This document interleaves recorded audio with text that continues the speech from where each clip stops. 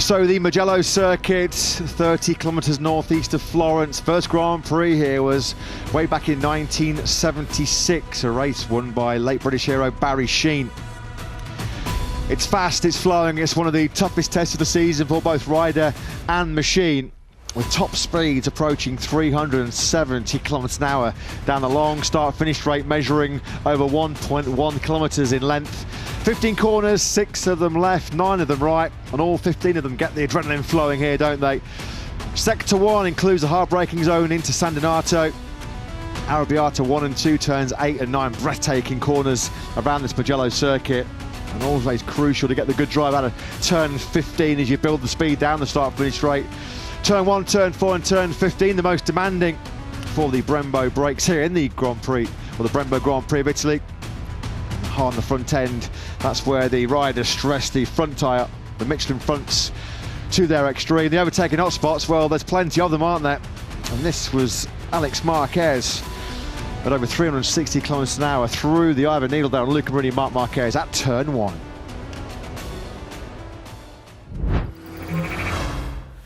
Coming up next then in MotoGP. Pole position to a surprise sprint exit. It was a mixed Saturday for Jorge Martin. Now the world champs leader looks to strike back.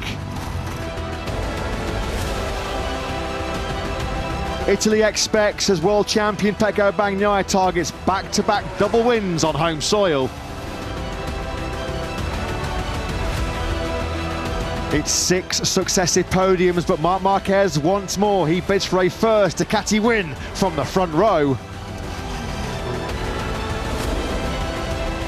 And beware, the shark is circling Pedro Acosta's destination next year is the factory KTM squad. Is it the rookie's destiny to rewrite the record books with a first MotoGP win?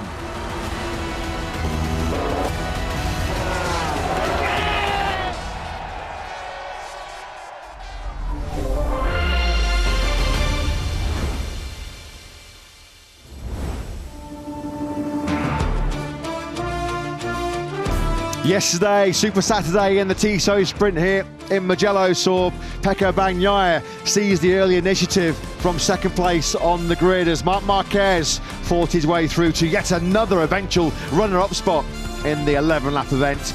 Jorge Martin had already tangled with Enea Bastianini in San Donato the first corner when fighting for the podium for the first time in the sprint era. The world champions leader crashing out of contention.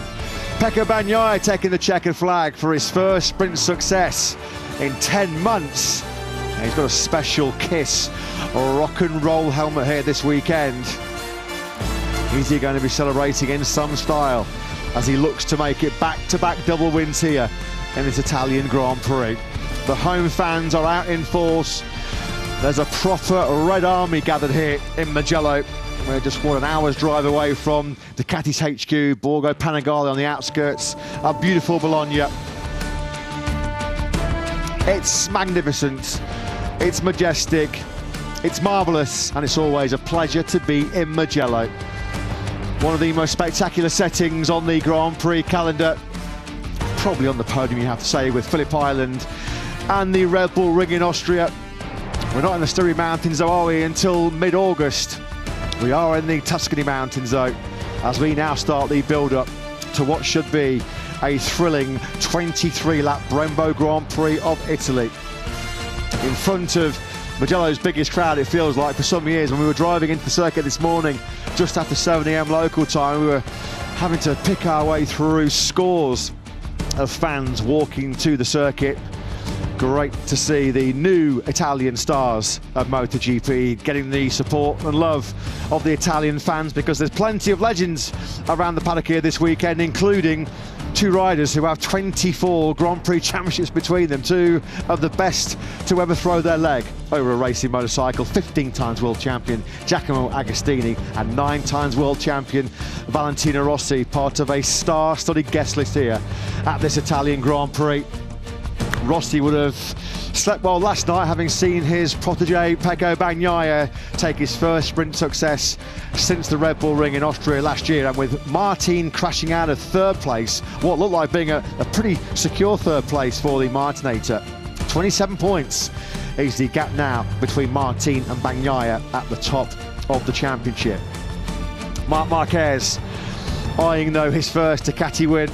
Would be some place to do it, wouldn't it, here in Ducati's backyard in Mugello, in front of the Italian fans who are craving more success for Pecco Bagnaia. I guess if Pecco Bagnaia can't prevail, they'll be hoping maybe Enea Bastianini or Frankie Morbidelli can take the spoils here in this Brembo Grand Prix of Italy. Matt Burton-Lewis will be in the commentary box, Simon Crafar down in pit lane. Of course, we're used to seeing Ducati resplendent in red, as they so often are, but they are brilliant in blue here this weekend, Lewis. A special race day livery, and it's a stunner, isn't it, for Pecco Bagnaia. This is him on the Azzurri blue in this morning's warm-up session. A big fan. We love that, don't we, here in the commentary box? An absolute stunner.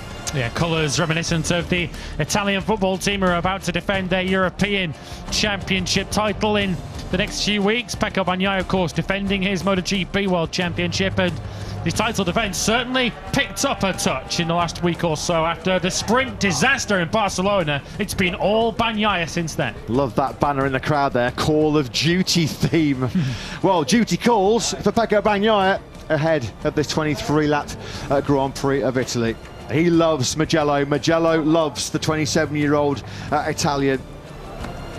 He has not lost on, well, race winner here in 2022 from 5th place on the grid, sprint winner and Grand Prix winner here 12 months ago, and halfway on course for another double here.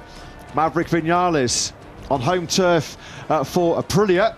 He's got a pocket of fans there as well on the hillsides here. Maverick Vinales, who did not really cash in, did he, yesterday on that front row start, eventually taking the checker flag in the sprint in 5th place. Yeah, keep an eye on Bagnaia on the right of the picture there as they left the front row. Vinales, should I say, he did not get the best of that first lap, and as a result, any hopes of converting that podium finish into that front row into a podium were gone. He was already 6th here, look, as Brad Binder comes up the inside of him. Binder, certainly the big mover off the line yesterday in the Tissot sprint. Vinales, in the end, was just able to get the better of Binder to finish in 5th place, but the sprint was won by the world champion. Something we've not said for quite some time. Austria, in fact, last year, as Bagnaia is already rocking and rolling. Is he going to complete the dream home double, which he did, of course, last year? He's halfway to another double here, of course. Don't forget, he does have a slightly more uphill challenge ahead of him today, of course. That 3-place grid penalty that he picked up on Friday afternoon takes effect today. And take a bow, Italian fans, because this feels like more like classic old Mugello, doesn't it? Nearly 82,000 fans have come through the gates here today. Nearly 50,000 were here yesterday to see home crowd hero Pecco Bagnaia take the spoils in the sprint over 11 laps. Marc Marquez, though, getting probably sick of the sights of second places, loves silver medals, loves second place trophies, but he desperately craves that first Ducati win. You do feel, not really sticking my neck on the chopping block here too much, am I? But it looks like Bagnaia, Martin and Marquez have got the upper hand in terms of the race pace over the full distance. Not too far away, you have to say, the likes of Pedro Acosta coming from the 3rd row in 7th. Brad Binder, who made a sensational start in that sprint yesterday, coming from 13th on the grid inside the top 6. But Marquez versus Martin, the two Spaniards versus Pecco Bagnaia, a mouth-watering prospect here in Mugello, Lewis. Particularly with Marc Marquez promoted onto the front row by Bagnaia's penalty, which came, of course, after a little bit of a spat with Marc's teammate Alex in practice on Friday afternoon. Marc Marquez is becoming quite accustomed to finishing 2nd as of late. He's taken 7 of them this season, including 5 in his last 6 attempts, if you combine sprints and races. He is right in the title picture. It certainly looks like a 3-way fight this season. Pecco Bagnaia is well and truly in the middle of it, and just listen to the reception he's getting. Yeah, Pecco popular in Mugello, as we knew he would be. Yeah, there's an increasing army of 63 flags every time we race on Italian soil now, isn't it? A 27-year-old then. First sprint win in 16 since last August. Just the 5th sprint win of the new era for Pecco Bagnaia. He's won 3 of the opening 6 Grand Prix. Catalonia last weekend, his 39th podium for Ducati, only 1 less than Andrea Dovizioso. He's only now 3 behind Casey Stoner, who's the most successful Ducati rider in terms of wins and podiums. It's been some weekend. It was a great Saturday for Pedro Acosta, the 20-year-old Spaniard, fresh out of inking a new factory KTM contract yesterday.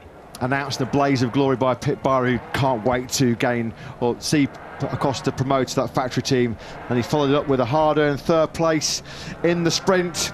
And he's got proven race-winning pedigree here in the smaller classes around Mugello, Lewis, and he's going to be in the reckoning. He's going to be right in the thick of it, isn't he, coming from the head of that third row. Yeah, as you mentioned, his 2 wins in Moto2 in each of the last 2 years were not exactly closely fought wins. He absolutely destroyed the field, and boy, did he put in a great showing yesterday. He trailed his fellow KTM rider here, Brad Binder, in the early stages of that sprint.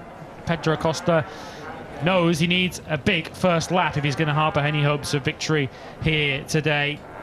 It was a day to score points, he said yesterday. He certainly did that. Might we see something a little more aggressive from Acosta today? This was the lightning launch for Brad Binder in the sprint yesterday. There's no better motorcycle starting a MotoGP Grand Prix these days other than the KTM RC16. Just look at Binder. Like Marquez in Le Mans in Catalonia, he's just engaged easy mode on the PlayStation. Quickly up inside the top 5. Looking on the inside there of Marc Marquez, who started 9 places higher up the grid. Well, of course, he was the ex-Honda hero, now the new Ducati star in many respects, isn't he, Marc Marquez, as Honda try and fight their way out of one of the biggest slumps in their proud history. Let's get some thoughts pre this Italian Grand Prix from Repsol Honda team manager Alberto Puig, who joins Simon. Good afternoon, gentlemen. Yeah, good afternoon. Alberto, it was overdue to have a catch-up with you. I can see the Honda riders all have new aero, you know, in both garages. I understand they've had engine spec changes over the last couple of meetings, lighter flywheel mass, I believe, and Honda, are they finding the direction, you believe, for the future development? We are looking, but they still did not find it, it's clear. That's why we have so many specs. But yeah, we are trying, of course, as you say. I mean, normally the best scenario is not to have all bike different. When you have this, is that you are not on the point. So we are trying during the race weekend, which is also not the best scenario, but we have to do. So fine, not yet. Trying, yes.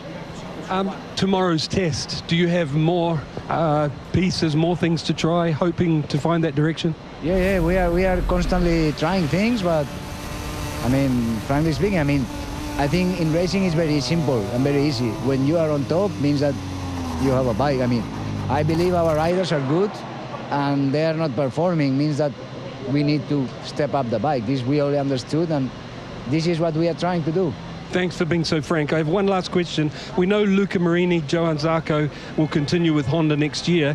When do you hope to know or confirm the other 2 rider positions for Honda? Well, now it's a period that will open out with this cancellation of Kazakhstan Grand Prix, so we'll have a window of 3 weeks that probably we'll have to clarify what are we going to do for future. So we hope that in the next, inside this month of June, we can know. Thank you, Alberto. Good luck today. Thank you. Thanks, Simon. Thanks to Alberto Puig. Yeah, Honda do have 2 contracted riders of their 4 bikes for 2025 locked in. Luca Marini on a 2-year deal in the factory squad. Likewise, Johann Zarco on a 2-year deal with LCR Honda. It seems like it's all pointing towards the soon-to-be retired Aprilia star Aleix Espargaro, of course, announced his retirement at the end of this season in that emotional press conference in Catalonia last weekend. A lot of the media, this is not a surprise because it was a rumour that was emerging last weekend in Catalonia. It does seem like Aleix Espargaro has agreed to become the new HRC official test and development rider. I mean, he brings a wealth of experience, and of course he's helped and been influential in steering Aprilia from sort of mid-pack, back of the grid, to a consistent race-winning contender. So quite an astute signing that potentially by HRC. And of course he was part of the Suzuki team when they returned to MotoGP, and certainly played his part in their ascent towards what was eventual MotoGP title glory, of course, long since after Alicia departed for Aprilia. So he would be quite the asset, I suspect, to Honda and HRC, who of course still have the concessions available to them. So Aleix might be doing plenty of testing next season because they're not exactly performing and producing the kind of results which would see them give up those concessions. Here is Marco Bezzecchi. He is super popular around this part of the world. Of course, he's perhaps the rider who reminds us most of Valentino Rossi. Those 72 flags peppering the grandstand opposite our commentary box. Did a Q&A with him in the VIP village yesterday, and it was absolutely chocker. They all wanted a piece of Marco Bezzecchi, who's looking to try and follow the instructions on his own crash helmet this weekend and stay calm, but he's certainly going to have to be aggressive coming from 16th on the grid. Frankie Morbidelli has returned to the old mantra, the smile on the face, and thankfully, once again, it seems to be fast Frankie Morbidelli on board the Pramac Racing Ducati.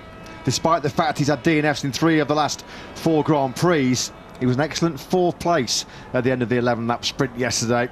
Confidence starting to course back through the veins of the former Moto2 world champion, who is going for his first dry race top 6 this afternoon since he was on the podium in Jerez over 3 years ago. 55 races since he was last inside the top 6, a record he'll be looking to set straight here this weekend. Now, I'm sure we're seeing these live pictures inside the factory Ducati garage. Paolo Campinotti there with the Pramac cap alongside Gigi Dell'Igna. Now, we know that those two have been locked in a lot of conversations behind the scenes about the future of a certain Jorge Martin and about the future of a certain 8-times world champion Marc Marquez, who is 952 days since he last stood on the top step of a Grand Prix podium.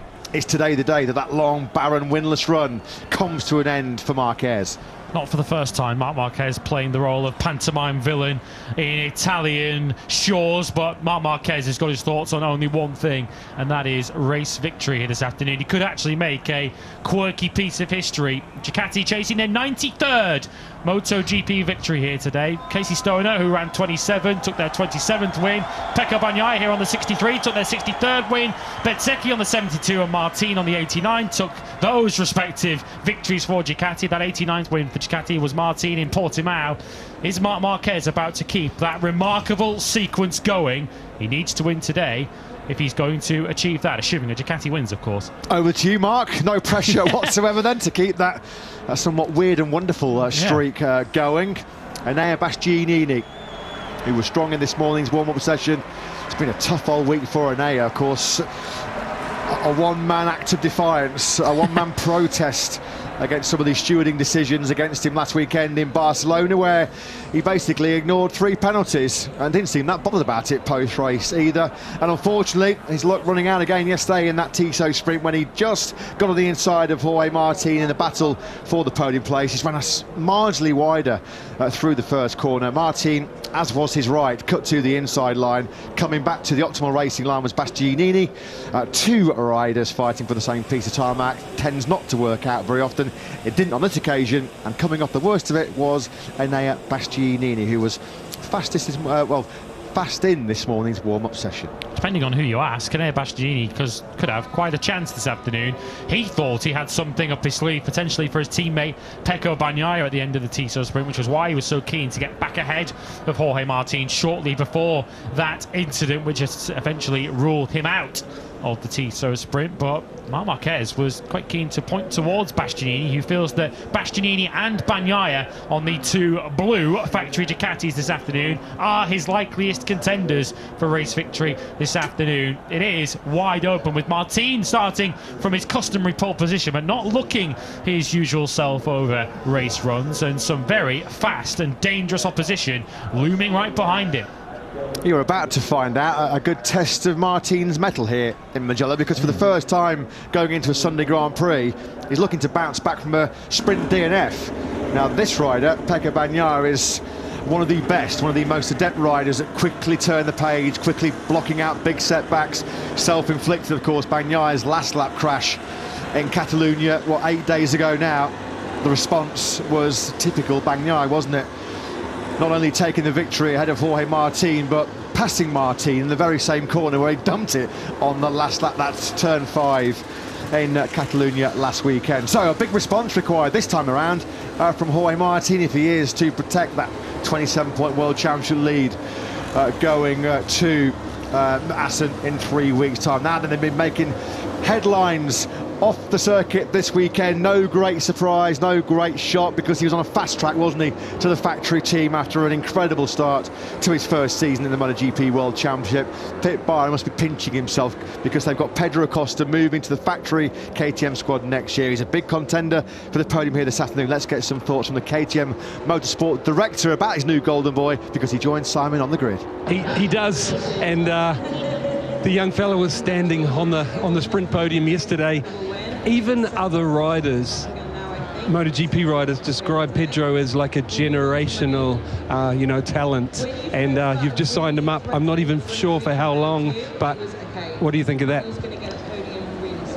I feel that's another milestone for us in the project MotoGP, because we are building and building and building, and at the moment there's still one machine out there we want to beat, but in a moment when the bike, I feel, comes closer and closer, and of course, I want to be honest, we are not 100% there, but I feel we are really close. And then having this super talent on our side, I think this can also be a game changer in the future. And also there I want to underline, I mean, he's not just a talent, how he's pushing us to the limit, what he's asking for, how we work with him. He is ready to give it everything to become a MotoGP star, and wow, I'm super excited, because he had several times the chance to do something else than re-signing with us. And even now, when the whole paddock is looking at this boy, he decided to stay with us, and makes me super, super proud and super happy. Congratulations. Thank you, thank you. Yeah, thanks, Simon. Thanks to Pit Bar. Exciting times for the Mattinghofen brand as they sign up Pedro Acosta for 2025 and beyond. A multi-year contract, we are told. No clear definition on how many years that will be for Pedro Acosta, but I guess if Pit Bar could have his way, it would be a lifetime contract. Yeah, as long as he wants. Just go with an open checkbook. This is a great sight, isn't it? As Bezzecchi, Morbidelli and Bagnaia, a trio of superstars from the VR46 Academy. Yeah, that's Bagnaia's fan club on the left. Yep, soaking up the adulation of the home fans. The red flares already going off. Imagine what it's going to be like here, the post-race atmosphere, if an Italian rider does take the victory. Feels like we're getting the hottest conditions of the weekend, always demanding this Mugello circuit. High speed, hard braking, over 5.2 kilometres. Always a tough test for Michelin side. Let's get the thoughts of them and Motorsport director Piero Taramasso, who joins Simon. He does. Piero, a lot of riders really happy with the soft rear tyre yesterday. I imagine, I'd like to hear from you, but I imagine few considering it for the sprint as well.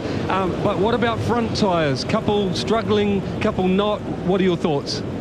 Yes, about the front, yeah, yesterday some riders, they struggle with the front medium, especially because with the soft rear, you know, the rear is pushing in the front, pushing and push and push. Actually, a good tire wouldn't be the front hard, so we have the hard solution, but unfortunately nobody try on Friday or Saturday, so now they go with the front medium. At some point they have to manage for sure. For the rear choice, most of the riders, they will go with the rear soft, but there is 3-4 riders that are thinking about the rear medium. For me, medium is better because the balance of the bike is good, less pushing on the front, and about a pure performance is very close to the soft one. So we have to see now on the grid what will be the choice, but again, rear, soft and medium, they will do the job, and front you have to manage at some point, because in the right side, at the end of the race, will be a little bit too soft. Thank you, Piero. Okay, you're welcome. The party Mugello looks like it's already started, doesn't it? And we're still 20 minutes away from lights out in this Brembo Grand Prix of Italy. It is some atmosphere, it is some spectacle, some show here, isn't it, as always, under some sunshine as well. Thankfully, it looks like the heavy cloud cover is just starting to break up. Perfect timing then, as we continue the countdown, as the national anthem will be played very, very shortly. But here's your grid then, Lewis, for this 23-lap Grand Prix of Italy. Jorge Martin on pole from Maverick Vinales and Marc Marquez, and Ea Bastianini, Pecco Bagnaia and Frankie Morbidelli on row 2. Our early information certainly there is that Martin and Marquez are on the soft rear tyre, so too Bastianini. Bagnaia at this stage is on the medium. Pedro Acosta, soft rear tyre in 7th from Alex Marquez and Aleix Espargaro, Alex Rins, Miguel Oliveira and Ralph Hernandez on row 4. Brad Binder needs to go on the attack once again from 13th ahead of Fabio Di Giannantonio Antonio, who rode super well yesterday to come through from 14th into the top 7. Fabio Quartararo is alongside him. On the next row of the grid, row 6, we find Marco Bezzecchi, Joan Mir and Johan Zarco. Mir, the top Honda qualifier for the first time this year. Jack Miller needs something dramatic to come through from 19th on the grid. He's got Augusto Fernandez and Paul Espargaro on an all KTM row 7. Espargaro wildcarding, of course, this weekend for the first time this year. And on the 8th and final row of the grid, a pretty wildcard Lorenzo Savadori and the Honda duo of Taka Nakagami and Luca Marini, who lines up in 24th place on the grid. The atmosphere building, not just in the grandstands, but on the grid, as the band plays a tune, who will be calling the tune this afternoon. 23 laps of the Italian Grand Prix ahead of us. Pedro Acosta keeping himself in the zone. Head down, eyes on what lies in store as Pedro Acosta looks to become the youngest MotoGP winner. He's only got a couple more opportunities to achieve that. Jorge Martin starting from pole position. We can get some early info ahead of this Grand Prix of Italy from the grid, from Simon. Yes, I get on really well with Gino Borsoi, the Pramac team manager, and he won't talk to anyone when he gets really nervous, and he said, sorry mate, I'm not talking. And that shows the pressure. You know, after yesterday, the mistake, he said, look, we have changed the bike and warm up, made it a bit more stable. It looks to me that it's a bit longer, and you know, trying to put less pressure on that front tire as well. I mean, longer as in the front. And they liked it in warm up, but this is the real test. Yeah, thanks very much, Simon. As you say, a clear indication of just how much tension, how much pressure there is down on that grid ahead of this Mugello battle, as Gino Borsoi, who normally is perfectly happy to come and talk to both Simon or Jack down in pit lane, but just feeling that a little bit of stress down there, as you could imagine. The boss in town, the legend in town, the one and only Valentino Rossi, who used to make this Mugello circuit his own.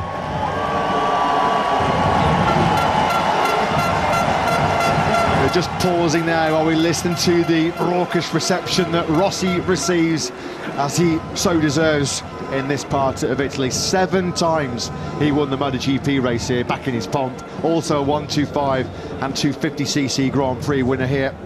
Long odds, you feel, for his 2 riders, Fabio Di Giannantonio and Marco Bezzecchi, to repeat those kind of heroics, but great to see Valentino enjoying the pre-race atmosphere here in Mugello.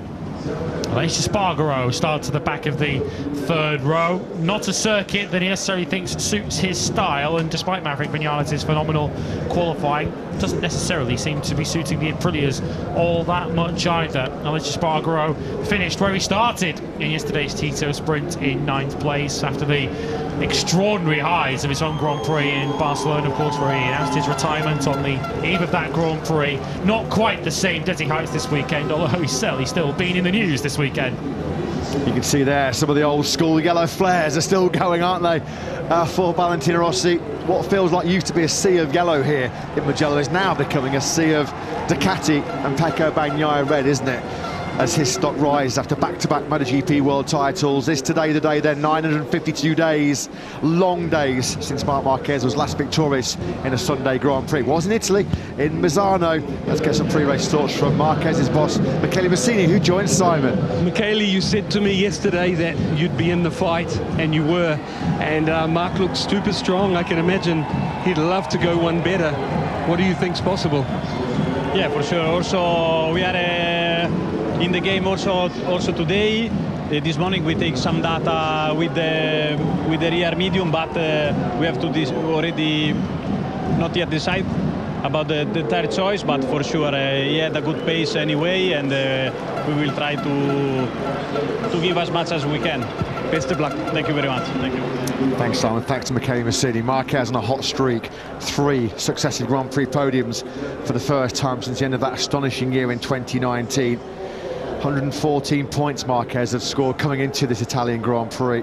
He only scored 96 in the whole of last year. It just shows the return of confidence, the return of belief that he has on the Ducati GP23. Looking a little bit apprehensive, a little bit tense. A big gulp there, wasn't there, from Top Gun Maverick Viñales, firing from the front row of the grid for the 4th time so far this season. 75th in his Grand Prix career. Maverick Viñales, a winner from pole position back in the inaugural Moto3 World Championship campaign in 2012.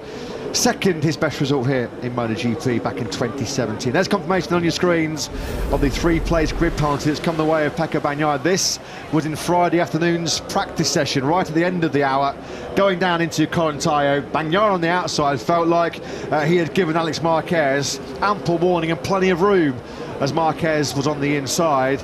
Alex Marquez, though, saw it completely differently, and the MotoGP stewards did slap Bagnaia with a sanction, a 3-place grid penalty, which sees him go from 2nd to 5th on the grid. The big winner there, Marc Marquez, up to the front row.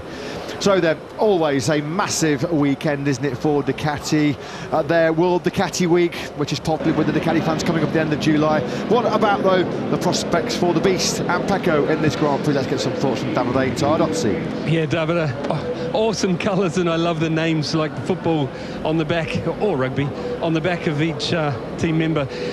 Yesterday, Pecco had something extra, and I know how much Mark would like to win it, but it feels to me that Pecco still has something extra, and I'd love to hear what you think about both your riders.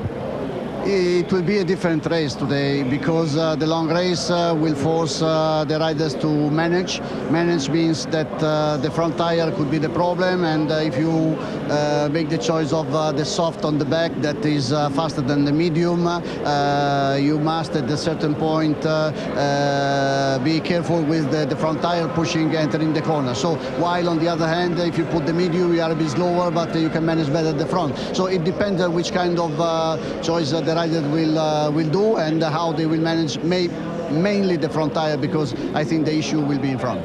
Thank you, Davide. Thank you. Yeah, thanks, Simon. Thanks to Davide Tardozzi. Well, there's been a late tyre change here for Pecco Bagnaia. Of course, he did come to the grid initially with the medium Michelin rear tyre, but as you can see there on the graphic, he has dropped back down to the soft. Yeah, there was a few front tyre concerns for Bagnaia and Martin in the sprint yesterday. They were both surprised by the excessive wear. Of course, we go double the distance in this Grand Prix of Italy coming up very, very shortly. Martin said his front tyre in the sprint felt like he had done 20 laps after just 3 laps, influencing perhaps his mistake in San Donato. Pecco Bagnaia also touched upon the front tyre wear, which is perhaps a little bit of a cause for concern for him. Of course, they've crunched the numbers, they've analysed the data, and they've tweaked the setups accordingly for the full race distance here this afternoon. But Bagnaia has switched over to the soft rear tyre. We believe actually the entire grid now has gone for the medium front, the soft rear tyre. We'll await final confirmation though from Michelin in due course. Yeah, certainly the initial information was that the Ducati riders ahead of Bagnaia on the grid were all on the soft rear tyre. Perhaps Bagnaia aware of that, following the same plan. And Bastianini then, does he think he's got a potential home Grand Prix win up ahead of him? His record here in all classes is not particularly stellar. Enea Bastianini, he's not got the form to indicate he'd be up at the front today, but he certainly looked like he had podium potential before he was knocked off in the Tissot sprint yesterday. And wouldn't it be so ironic, with all the talk of Ducati coming close to a decision as to who's going to replace Enea Bastianini, it feels like, in the factory team, wouldn't it be ironic if Enea Bastianini on Ducati's home soil was able to take victory today? Never say never in MotoGP. Anything can happen, and it tends to do. It would be some story, wouldn't it, for Bastianini to take his victory here in Mugello. It's been a tough 18 months, hasn't it, as a factory Ducati rider. So much of 2023 was influenced by serious injuries. The fractured right shoulder blade in the opening sprint that really did hamper his early progress. Pecco Bagnaia then just having a few late words here with his crew chief Christian Gavarini, who's been at Bagnaia's side through his recent dominance of MotoGP, back-to-back world titles, and by his side through his recent domination of his home Grand Prix. Because Bagnaia going for the hat-trick here on home soil, having been victorious in 2022 and in 2023. Well, the fans are already on their feet. They need no excuse here in Mugello, do they? But very shortly we're going to hear the Italian national anthem. More than likely we're probably going to get an aerial display as well. That's usually the way we kick off Grand Prix in Italy. There are the Bagnaia fans who we mentioned. They are out in force here as we pause for the national anthem.